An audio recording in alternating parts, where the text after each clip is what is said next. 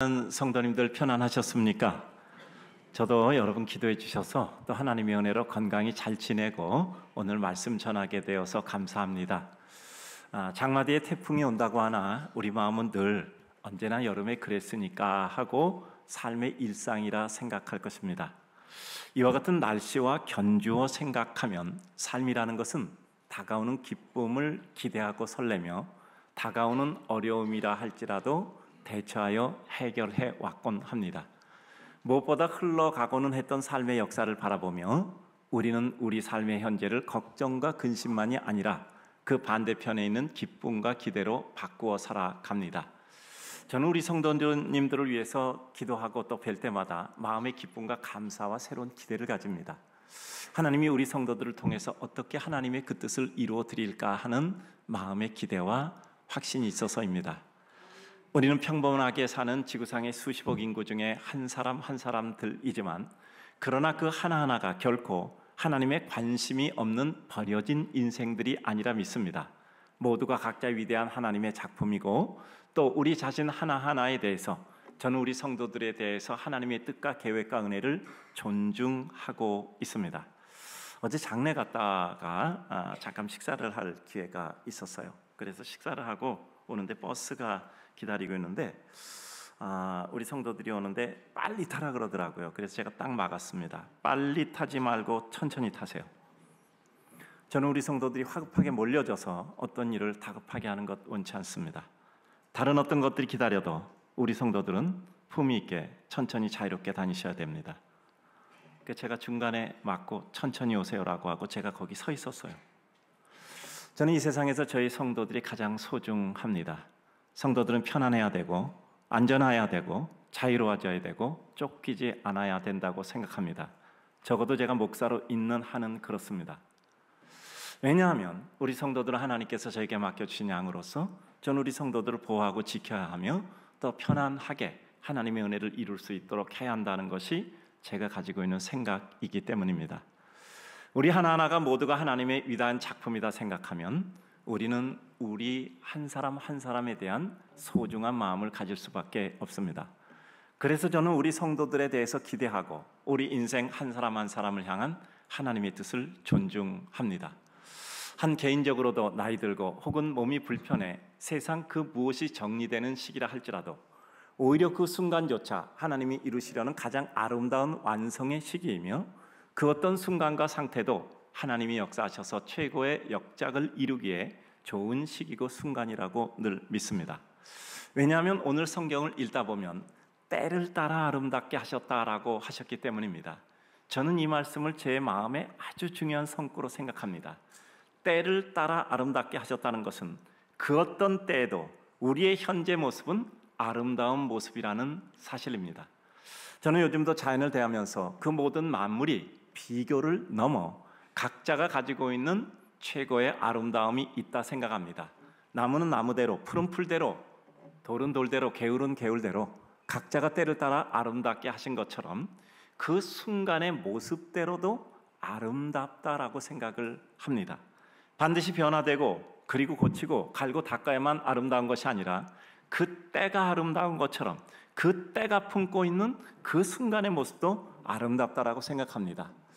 앞동산에 올라가는 입구 그리 구성지지 않은 흔한 동네 개울물을 보아도 비 내려 쏟아지는 수량의 힘을 입어 힘차게 씻어내고 소리내며 자연을 그 굉음으로 압도하며 자연을 연주하는 모습을 보면 삶에 아름답지 않은 것이 어디 있을까 하는 생각합니다. 그저 허접해 보이는 동네 개울이지만 그 개울도 장엄한 아름다움이 있었습니다. 저만큼 안개 속에 걸어오는 사람들의 모습치고 아름답지 않은 모습이 어디 있겠습니까? 쌓인 물안개가 서서히 거두어지는 그리고 드러나는 나무와 산의 모습 혹은 바라보이는 그 모습들이 어찌 신비하지 않을 수 있겠습니까? 우산 쓰고 어디론가를 가는 인생들의 모습은 또한 비 맞아 부족한 모습일 뿐 아니라 사각 틀에 놓고 보면 아름다운 한 점의 작품이 되는 겁니다. 그래서 그것을 바라보고 듣고 살아가는 인생의 모습을 생각하면 하나님이 만드신 만물, 특히 그 인생들은 그 가슴에 품은 느낌대로도 아름답게 하셨다라는 생각을 합니다. 다시 한번 정리해서 이렇게 말씀드립니다. 우리는 때를 따라 아름답게 하셨다. 그 순간의 모습대로도 따라서 아름답다. 그때에 아름답게 하셨으니까요. 그리고 그 가슴에 품은 느낌대로도 아름답게 하셨다라고 생각합니다. 언제든지 나를 아름답게 하시고 내가 어떤 모습과 상태일지라도 아름답게 하시며 어떤 생각과 느낌을 품을지라도 그것조차 아름답게 이루신 것입니다. 우리는 삶의 경이로움을 느낄 때 하나님 앞에 한 걸음씩 다가가는 것입니다. 우리가 예수 그리스도 믿어 영원한 생명의 구원 얻고 그 은혜로 우리 삶의 죄악의 그악함을 넘어서는 순간이 있습니다. 호흡하며 사는 인생의 그 모든 순간의 때는 소중합니다. 하나님이 이루시는 세상의 선과 축복과 은총을 누리고 나누고 이루어 함께하는 우리의 인생길은 너무 소중합니다. 오늘은 여름날 조금은 시원케 하는 심정으로 예수 그리스도의 십자가 보혈 공로로 구원받은 하나님의 은총의 피조물 인생이 어떻게 그 하나님의 심정에 공조하며 살아갈 것인가 하는 것을 나누고자 합니다. 첫 번째 나눕니다. 때를 따라 아름답게 하신 하나님, 의도를 파악합니다. 하나님은 우리의 각 때, 순간, 여건, 주어진 상태마다 그의 은혜를 베풀어 우리를 아름답게 하셨습니다. 따라서 어떤 때도 어떤 모습으로 존재해도 때에 따라 우리는 아름다움을 소지하고 있습니다. 우리를 향한 하나님의 선하고 아름다운 의도를 가진 하나님의 그 뜻을 파악해야 합니다. 힘들고 어려울 때 혹은 좋거나 기쁠 때 이것은 어떤 의도에서 주어진 것인가, 그 뜻을 파악하여 우리가 현재도 아름답다는 사실을 우리는 파악, 인식 그리고 깨닫고 그것으로 우리는 기뻐해야 합니다. 이것을 통해서 이루실 더 큰 아름다움은 무엇일까 생각해야 합니다. 따라서 주어진 상황을 받아들이는 것은 우리의 상태라는 것을 잊지 마셔야 됩니다. 어떤 모습, 어떤 상황, 어떤 여건, 어떤 개체가 있어요. 그것을 내가 어떻게 받아들이느냐는 것은 어떻게 판단하고 평가하고 그리고 가치를 부여하느냐이죠. 바로 그것은 내가 어떤 상태 혹은 의도를 가지고 파악하느냐 하는 나의 상태에 따라서 그것이 내게 어떤 모습으로든지 여겨진다는 거죠. 여러분, 이 꽃이 아름답습니다.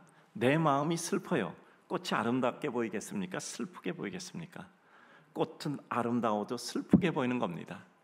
이 꽃이 아름다워요. 근데 내 마음이 기뻐요. 꽃은 웃고 있는 게 우리에게 느껴지게 되는 거죠. 우리는 자꾸 잊어서는 안 될 것이, 우리가 사물과 상황과 여건을 파악하는 것은 그것이 있는 상황 그대로가 아니라 그 상황을 바라보는 나의 상태에 따라서 바뀌어지는 거죠. 따라서 우리 마음이 언제나 나를 아름답게 지으신 하나님의 은혜를 체득한다는 것은 내가 아름답게 지어졌다는 그 순간의 모습을 확신하고 나를 들여다봄으로 우리들에게 자존감을 파악할 수 있는 것입니다. 우리는 하나님의 방법조차도 파악해야 합니다. 하나님, 내가 어떻게 그 하나님의 뜻하시는 아름다운 역사를 이루실까를 생각해야 합니다. 그리고 하나님의 뜻을 이루는 과정 속에 동반되는 그 백성을 세우는 길 역시 파악해야 합니다. 예수님이 그 제자들을 왜 양육하셨을까요?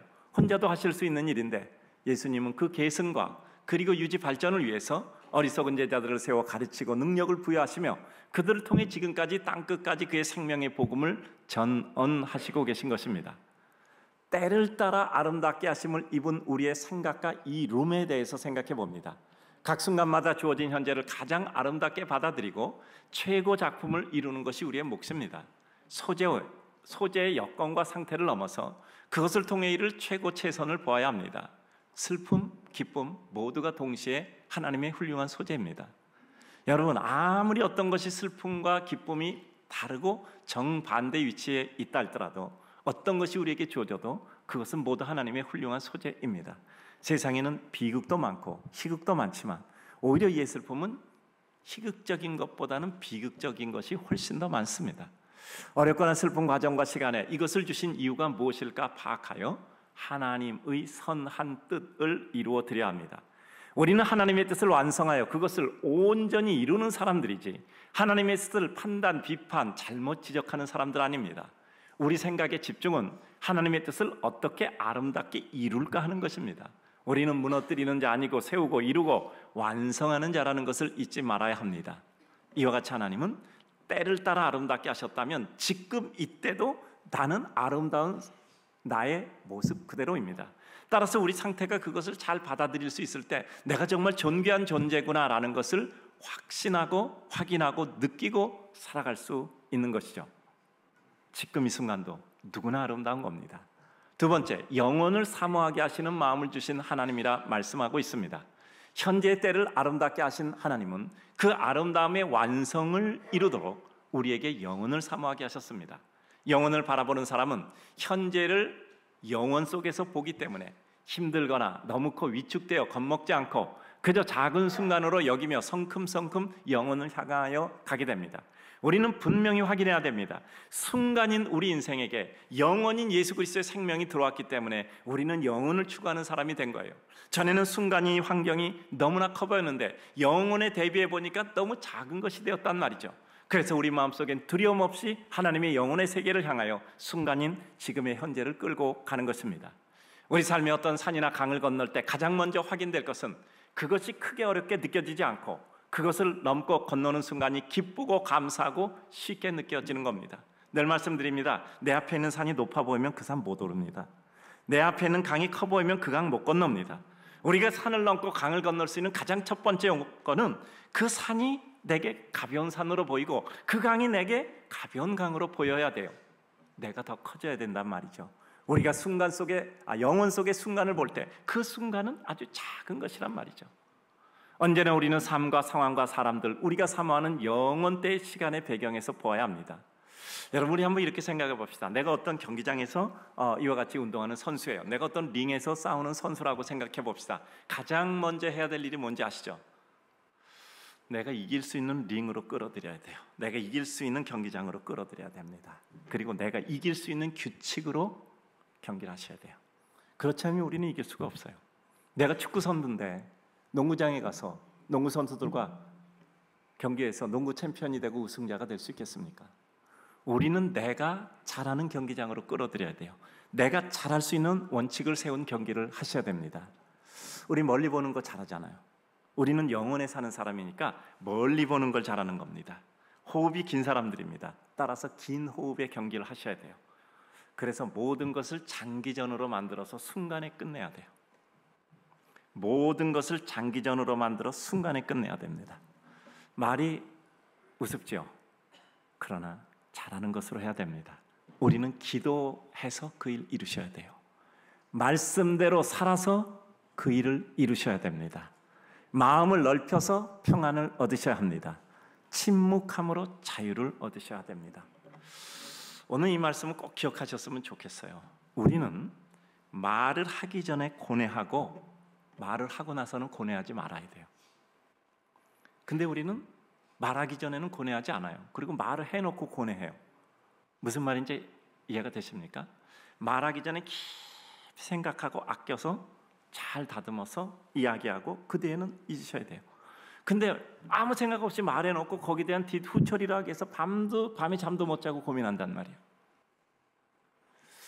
누군가를 힘들게 하는 말을 하는 것이 아니고 누군가를 기쁘게 하시는 말이 되셔야 됩니다. 모임에서 누가 주체자가 되는가 생각해 봅시다. 그 모임에서 말을 많이 하는 사람이 그 모임을 이끌어가는 사람이 아니에요. 다른 사람의 말을 다 들어주는 사람이 그 모임을 이끌어 나가는 실질적인 지도자가 되는 겁니다.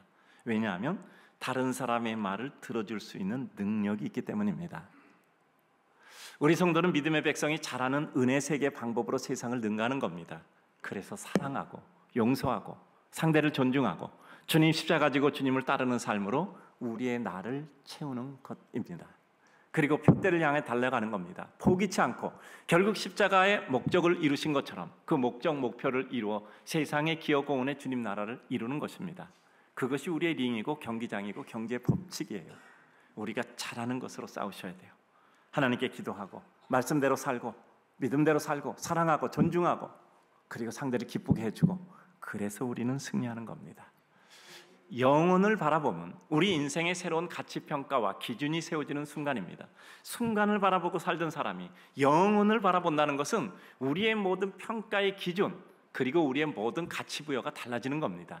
영혼을 바라본다는 것은 기쁨의 근거와 가치라고 일컫는 내 삶의 평가 기준이 달라지는 것이고 그것이 이 세상 것보다 더 높은 수준이기에 다투지 않고 사랑하고 베풉니다. 다툴 것을 다투지 않아요. 사랑하고 베풉니다. 여러분 어떤 것이 마음이 편하시겠습니까? 어떤 사람이 내 마음에 안 들어서 내가 저 사람을 어떻게 하면 변화시킬까? 사명감으로 그 사람을 변화시키는 게 편안하시겠습니까?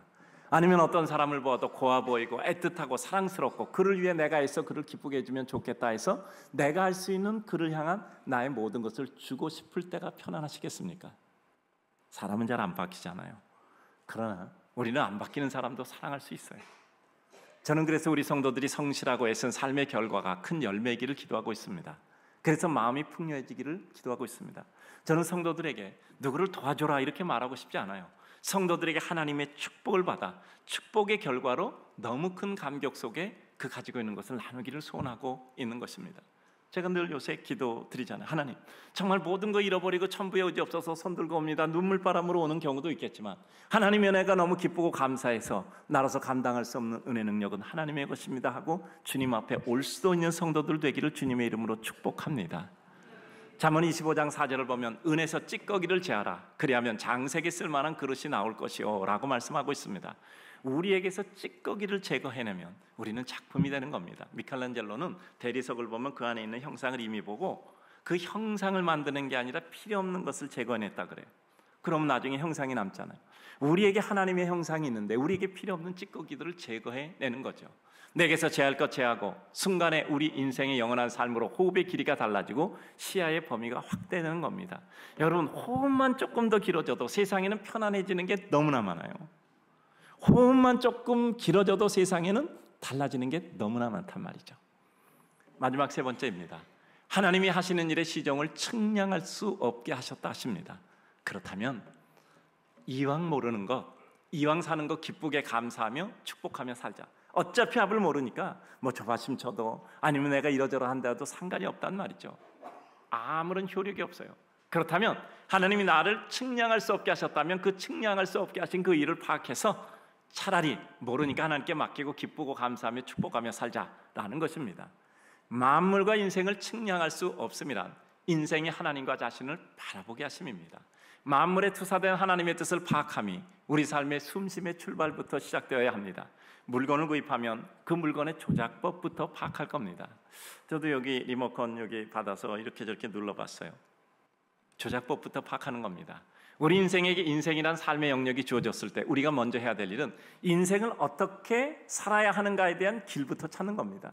내 인생을 어떻게 찾을까? 내 인생을 어떻게 살아갈까? 그리고 나는 어떻게 호흡하며 살고 나는 내 길이 정해지면 어떻게 거기까지 갈 것인가 생각하는 것이죠. 길을 찾는 것이 우선. 인생은 그 한계된 인생 스스로 무엇을 측량할 수 없으니 인생이 무엇이고 어떤 것에 대한 파악과 인생 창조하시고 세상에 내신 하나님의 뜻이 무엇인가에 대한 파악부터 시작한 겁니다. 늘 말씀드리잖아요. 어떤 사물, 상황, 우리 모든 여건 속에 놓여졌을 때 행동부터 하지 않고 생각부터 해야 된다고 늘 말씀드리잖아요. 말을 할 때도 생각부터 하고 나서 결정된 다음에 말을 하고, 그리고 행동할 때도 우리 생각부터 해서 결정되고 말을 하고, 그 기준은 어디까지라고요? 어떤 결과에도 후회하지 않겠다라고 생각할 때 행동하고 말하시는 것이 유익합니다. 그 파악이 중요하죠. 파악이 이루어지는 우리는 순간마다 혹은 상황마다 일마다 건마다 우리의 순간의 상황 속에 주어진 모든 것의 의미, 하나님의 뜻이 무엇인가 파악하는 겁니다. 만물을 알 수 없으니 그 하나님의 뜻을 파악해가는 것, 즉 하나님을 바라보는 것이 우리가 할 일입니다. 그리고 왜 내게 이런 생각이 드는지 나를 바라보는 것이죠. 하나님의 뜻을 받고 또 이루는 여정을 보면 이렇습니다. 늘 스치는 바람처럼 한 줄기 바람이 스쳐요. 하나님의 뜻이라고 생각되는 한 줄기 바람이 우리에게 스치는 겁니다. 이것이 무엇이지? 파악하기 시작하죠. 생각하고 기도하고 말씀 묵상하고 이러저러한 삶의 구조 속에서 손에 쥐어진 한 줄기 바람을 마시고 씻고 그 뜻을 파악합니다. 그리고 하나님의 뜻과 나의 모습에 그리고 선호와 기능과 현재 상태를 파악하죠. 그리고 어떤 하나님의 뜻이고 내가 해야 될 것은 무엇이고 내가 채워 준비할 것은 무엇인가 계산도 하고 내 기능과 능력과 인내에 대한 한계도 살펴보고 그 반복 속에 관념과 상상이란 것이 어느 날 기도 속에서 내 삶으로 자리 잡게 되는 겁니다. 어느 날 내가 생각하고 기도하는 것과 내가 살아가는 것이 일치되는 순간이 있어요. 거의 유사하게 말씀에 힘주고 어느덧 그렇게 살아가고 있는 우리의 모습을 봅니다. 그러면 우리는 하나님께서 내 마음에 스친 바람이 결국은 삶의 실제로 이루어지는구나. 그 자리에 가 있고 그것을 준비하고 그것을 이루고 그것을 완성하여 또 다른 지경으로 확장해 가는 겁니다. 이런 반복의 과정이 거듭되면서 우리는 어느 날 우리가 자신이 하나님께 사로잡혀 있다는 것을 발견하게 됩니다. 내 삶은 내가 앞일을 모르지만 하나님께 사로잡혀 여기까지 온 것이구나. 내가 내 삶을 알았던가? 내가 원해서 모든 일이 이루어졌던가? 내가 그렇게 했었다고 모든 일이 됐던가? 결국 하나님께서 나를 붙잡아서 나를 이끌어 가는 것이 아니었던가? 모세, 아브라함, 야곱, 요셉, 다윗, 기드온, 엘리야, 엘리사, 베드로, 요한, 그 어떤 누구를 봐도 자기가 어떻게 쓰여질 것이라는 것은 아무도 몰랐던 거예요. 하나님 앞에 문득 붙잡혀지는 그 순간부터 그에게는 새로운 삶이 시작됐던 것입니다. 이전 것은 지나갔으니 그야말로 보라 새 것이 되었도다라는 것은 우리의 구원받아 하나님의 거룩한 백성의 삶, 그리고 삶이 이루어지는 삶의 실제 속에 역시 동일히 적용됩니다. 저는 우리 인생을 이끌림이라고 생각해요. 이끌림, 나도 모르게 하나님께 이끌림이겠죠. 우리 앞일을 측량할 수 없고 하나님께 이끌려 가는 겁니다. 나중에 보니 내가 하나님께 이끌려졌던 거죠. 나도 모르게 하나님께 이끌려졌던 거죠. 욥기 42장 5, 6절은 말씀합니다. 내가 주께 대하여 귀로 듣기만 하였사오나 이제는 눈으로 주를 배움나이다. 그러므로 내가 내 스스로 거두어드리고 티끌과 제 가운데서 그에게 하나이다. 인간이 하나님을 발견하는 순간 우리에게 들어서는 가장 적나라한 우리의 모습입니다. 우리가 하나님을 보는 순간 우리는 나의 부끄러움과 죄를 고백할 수밖에 없는 겁니다. 그것이 하나님의 은혜와 축복의 시작이죠. 만물은 측량할 수 없으나 순환과 변화를 통해 복원되고 유지되고 발전됩니다. 만물은 측량할 수 없어요. 그러나 순환과 변화를 통해서 반드시 복원되고 유지 발전되는 겁니다. 요즘 비가 온 후에 산을 가면 반복된 모습을 보게 됩니다. 아침 일찍 가니까 일단 습해요. 그리고 물안개가 늘 서려 있습니다. 그리고 비가 보다 많이 온 다음 날은 늘 보는 현상이 있어요. 이 산에 가면 이제 길에 낙엽이 다 덮여져서 이렇게 두껍게 덮여져 있잖아요. 근데 비가 많이 오면 유속이 빠르면요, 그게 씻겨져 나간다. 그래서 일정한 도랑이 돼요. 그러면 그 도랑이 된 그 길은 꾸불꾸불하면서 흙에 맨살이 나와요. 깨끗하게 나뭇잎이 씻겨져 나가고 유속에 의해서 아주 거기 빨간 황토 같은 이와 같은 길이 보인단 말이죠. 참 안타깝잖아요. 거기 쓸려나가서 그 길로 보이는 그 흙은 맨살이 돼버린 거, 다 잃어버린 거예요. 그를 덮고 있었던 모든 그의 자산을 다 잃어버린 거란 말이죠. 그런 모습 볼 때 느끼는 것이 있습니다. 물이 불어나 수량에 따라 유속이 빨라 새로 난 도랑으로 이루어진 길의 폭이 좁기도 하고 구불구불도 하고 넓기도 하지만 정말 그는 그 모든 것을 다 잃은 것 같지만 놀라운 게 뭔지 아십니까? 제가 요 앞산 30년 올라갔잖아요. 나중에 그것이 도로 다 똑같이 덮이는 거예요. 똑같이 덮여요. 왜냐하면 일단 마르면 바싹 부서지잖아. 바람에 의해서 서로 흩어져요. 서로 흩어지고 또 그 위에 또 낙엽이 또 쌓이고 또 쌓이고 또 쌓이고 또 떨어져 갔겠죠.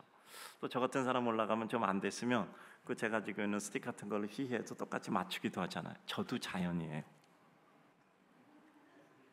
모든 건 자연의 작품입니다. 모든 건 자연의 작품이에요. 어떤 때 억울하고 슬프고 괴롭고 맨살 드러나 고통받고 부끄러워 보이는 것 같아도 시간 지나면 그것이 똑같이 덮이더란 말이에요. 저는 자연의 복원력을 매우 소중히 여깁니다. 우리 인생은 누구나 복원력을 가지고 있어요. 우리 인생은 누구나 복원력을 가지고 있습니다. 그게 자연의 복원력이에요. 그래서 우리가 아무리 슬퍼도 기쁠 수 있고 아무리 고통스러운 내 인생에 다시 어떤 기쁨이 있다가 있겠는가 생각해도 다시 복원됩니다. 그래요. 우리의 삶이라는 것은 놀라운 일이죠. 시간 지나면 우리는 하나님의 은혜 가운데 모든 것이 복원돼요. 하나님이 하시는 일은 자연이고 변함없이 정확히 운행됩니다. 생로병사 거쳐 생겨나고 늙고 아프고 세상을 완성해 마감하고 그 자연 속으로 녹아 영혼 속에 사는 겁니다. 지나치게 자랑할 필요도 없고 지나치게 슬퍼할 필요도 없고 웃으라 하면 웃고 울라 하면 울고 또다시 인생은 삶은 펼쳐진 자연 속의 애환이란 길을 가게 됩니다.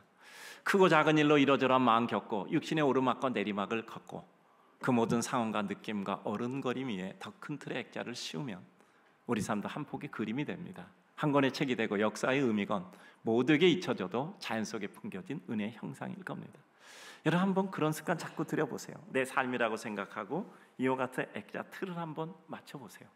그럼 그 속에 들어있는 나는 무엇입니까? 한 장의 그림으로 사진으로 남겠죠. 그리고 우리 삶을 기록해 책이라고 합시다. 오늘도 살아간 것 나는 한 권의 책으로 남겠죠. 요즘 많이 생각합니다. 인생은 누구나 소중해요. 그 어느 누구도 틀리지 않고 맞습니다. 그 어떤 일과 상황도 행복할 수 있습니다. 그 어떤 날도, 그 어떤 여건도, 그 어떤 사람도 우리에게 주어졌을 때 우리는 그것을 소재 삼아 최고의 아름다움과 인생의 작품을 만들 수 있습니다. 왜냐하면 하나님은 때를 따라 아름답게 하셨기 때문에 어떤 사물이, 어떤 사람이, 어떤 상황이 있어도 그 때에 맞춰 아름다움을 이루는데 우리는 다만 그 손에 들려 쓰임 받을 것입니다. 내 앞에 사람이 정말 난감한 사람이라도 도무지 안 바뀐다 해도, 내게 주어진 여건과 사정과 상황은 도무지 해결되지 못할 것이라 할지라도 중요한 것 있지 않습니까? 그것을 위해서 애쓰는 동안 내가 위대한 사람이 되어 있는 겁니다.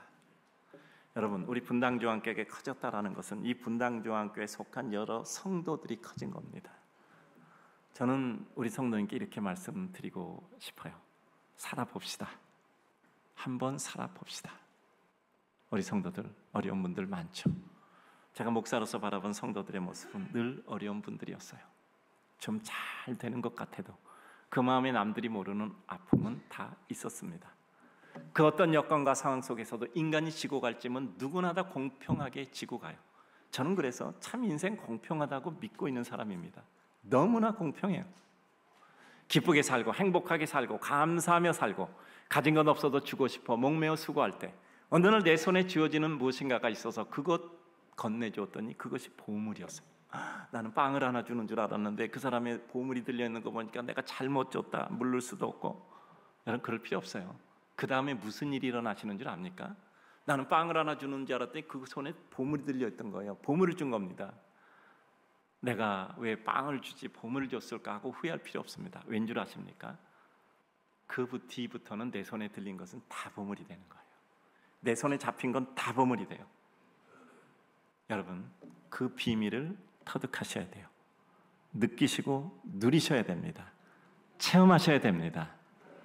저는 우리 성도들이 누군가에게 기쁨을 주는 것이 큰 은혜가 되기를 바랍니다. 그 준 것이 아깝고 후회되는 것이 되지 않도록 끊임없이 솟는 축복의 샘이 솟기를 주님의 이름으로 축복합니다. 시편 120편 2절 3절 이렇게 기록해요. 그들이 내가 어릴 때부터 여러 번 나를 괴롭혔으나 나를 이기지 못하였나이다. 밭 가는 자들이 내 등을 갈아 그 고랑을 길게 지었도다. 여호와께서는 의로사 악인의 줄을 끊으셨도다. 아무리 우리를 괴롭히는 사람이나 아무리 우리를 괴롭히는 일이 있다 할지라도 그들이 우리를 이기지 못합니다. 아무리 우리 등에 긴 고랑을 만들 만큼 우리의 고통과 그리고 우리의 상처를 후패이며 우리를 힘들게 하는 삶과 상황이 있다 할지라도 그 모든 줄을 주님께서 끌어주신다라고 말씀하셨습니다. 이제 오늘 말씀을 정리하고자 합니다. 여유라는 것이 무엇일까를 생각해 봤어요. 때를 따라 아름답게 하시는데 여유라는 게 무엇일까? 지난주에 비가 가장 많이 온 날 산을 가려고 하는데 왜냐하면 가야 돼요. 왜냐하면 지난주에 200회를 채우거든요. 그래서 무조건 가야 돼. 근데 도저히 안 되겠어요. 그래서 이 율동공원 대신 가는 걸로 이제 1회를 채웠는데요. 공원이라도 등산화 신고 가려고 했는데 아무래도 그 물 가득 차면 또 등산화 말리기도 힘들 것 같아서 운동화로 바꿔 신었어요. 그리고 이 동네 길 통과해서 이제 가는데 공원에 미치지 못해서 지나가는데 자동차가 지나가면서 우산 쓰고 있는데 이 뒤는 물을 다 끼얹네 그냥. 아니 그냥 흠뻑 물이 다 젖는 것 같아요. 근데 왜 또 그렇게 빨리 가 사람 옆에 있는데. 그 순간에 드는 생각이 뭐냐면 하나도 섭섭하지 않고 하나도 분노가 없었어. 무슨 생각이 드냐면 어차피 폭우에서 젖을 것인데 그런 줄 알고 신발도 바꿔 입고 그 다음에 옷도 다 젖을 것 알면서 입었는데 무슨 상관이랴. 비 내려 다시 씻어줄 것이니 괜찮다는 생각이 들었습니다. 그 바닥에 있는 물은 조금은 좀 더럽겠죠. 근데 또 비 오면 또 씻어지잖아요. 그냥 속상하다는 생각 전혀 안 들었어요. 전 돌아봐서 그 차 안 봤어요. 어떤 차인지도 모르고 번호도 색깔도 몰라요. 안 본 거 분명해. 또 우리 교인의 차면 어떡할 뻔했어. 복잡한 생각 없었어요. 공원 가보니까 비가 너무 심한지 걷는 사람도 몇 명 거의 없더라고요. 빛 속에서 서성거리고 있었습니다. 제가 보니까 그 사람들 뭔가 목적이 있어서 저는 일을 채워야 돼. 하루에 일씩 더 하려고 일을 위해서 간 거거든요. 생각했습니다. 왜 나는 비가 심하고 바닥에 물이 많이 깔려 있는 것 알 텐데도 저렇게 사람 옆에 있는 것 보면 생각 없이 차를 빨리 달려 사람에게 바닷물 튀는 사람에게 분노하지 않을 것일까? 어차피 씻겨질 거니까 뭐 그렇게 애쓰게 큰 불편이 없더라고요. 제가 마른 옷에 뭐 그런 흙탕물이 튀었다면 좀 문제겠는데 어차피 빚었을 옷이니까. 제가 그래서 생각해 봤습니다. 여유와 관대, 내가 기쁘고 감사할 때 주어지는 것이지 외부 여건으로 주어지는 것이 아니었어요. 내가 여유롭다, 관대롭다, 이것은 내게 무엇이 주어졌는가에 따라서, 내가 기쁘고 감사한가에 따라서 이루어지는 거지 여건에 의해서 결정되는 게 아니에요. 결국 우리 인생의 모든 기쁨과 감사는 내가 결정하는 것이지 내 주변의 여건이 결정하는 게 아니다라는 생각을 했습니다. 우리 사랑하는 성도님들, 오늘 꼭 기억하셔서 마음 기쁘게 누리며 살았으면 좋겠습니다. 속상하게 하는 사람들, 그 사람 보면 더 속상해요. 늘 말씀드리지만 우리를 속상하게 하는 사람은 수명이 길어요.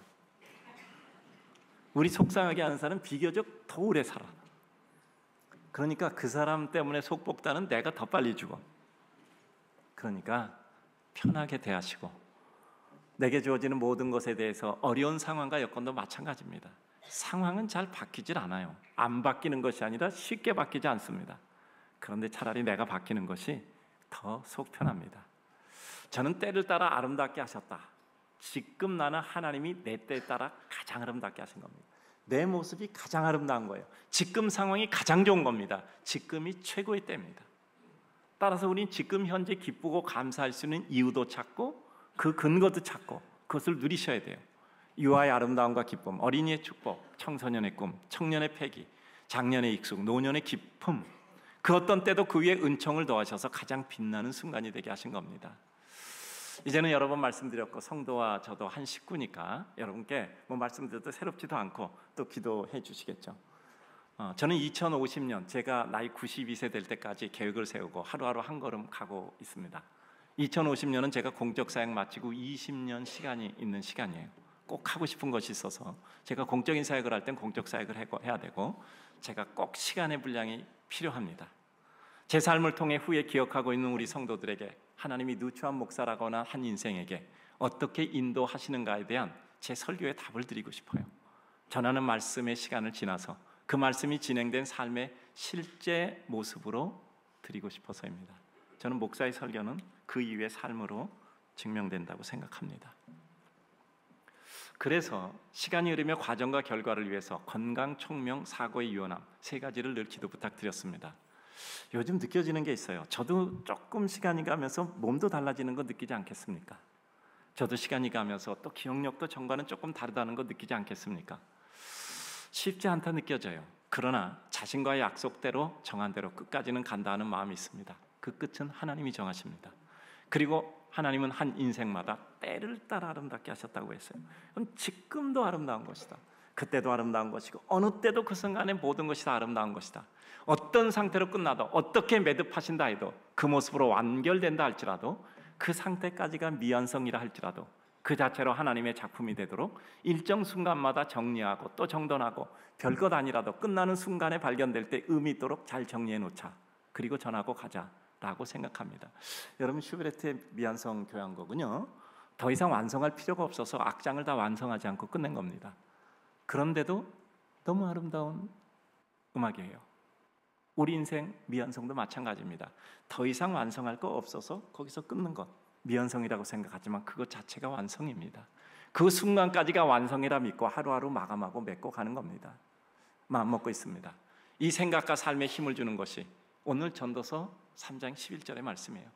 때를 따라 아름답게 하셨다. 어떤 때도 아름다운 겁니다. 어디서 중도에 맞춰도 거기서 아름다운 겁니다. 따라서 우리는 마음에 후회할 일 없어요. 따라서 우리는 순간순간에 우리의 최선을 다하고 어떤 순간에 끝나도 건질 것은 있게 정리정돈 잘 해놓으셔야 돼요. 아플지라도 장애가 생겨도 실패했을지라도 엎어져도 다시 일어나도 좌절하고 낭망하는 순간까지도 우리 하나님은 그 순간도 우리를 아름답게 하실 것이고 우리 삶의 호흡의 순간은 모든 순간의 아름다움을 품고 있는 것입니다. 우리 사랑하는 오늘 우리 성도님들, 오늘도 내가 내 자신이 가장 아름답고 소중한 때입니다. 슬퍼서 우는 모습도 아름다운 때이고 힘들어 괴로워하는 모습도 인생의 제 역할, 제 모습, 제 아름다움입니다. 자, 우리 한번 따라서 합시다. 이건 옆에 사람 보고 해야 되겠네. 저는 원래 그런 거 아니까 저보고 하지 마시고 옆에 사람 보고 합니다. 자, 보셨어요? 싸우셨나? 왜 이렇게 안 봐요? 자, 옆에 사람 보시고 싸워도 오늘 안 그런 것처럼 좀. 자, 옆에 보시고 말합니다. 내가 가장 아름답죠? 무슨 생각을 이렇게 생각하십니까? 자, 다시 한번. 내가 가장 아름답죠? 지금 이 순간 참 아름답죠? 자, 자기 가슴에 손을 얹고 이제는 손을 얹고 따라서 합시다. 너 살만해. 괜찮아. 이제까지 잘 살아왔어. 다른 사람 기쁘게 해줄 만큼 너는 아름다워. 하나님의 백성, 주님 은혜가 머무는 너는 괜찮아. 폼 좀 나. 행복해도 괜찮고 어울려. 자, 마지막으로 따라서 합시다. 까짓것 열심히 살면 돼. 우리 한번 열심히 살아봅시다. 우리 한번 열심히 살아봅시다. 하나님께서 은혜 주셔서 우리의 용량이 더 커지고, 그리고 우리 규모가 더 커져서 우리의 그늘 아래 쉬고 우리의 흐름과 우리의 던짐 속에 더 큰 은혜를 받는 사람들이 많기를 주님의 이름으로 축복합니다.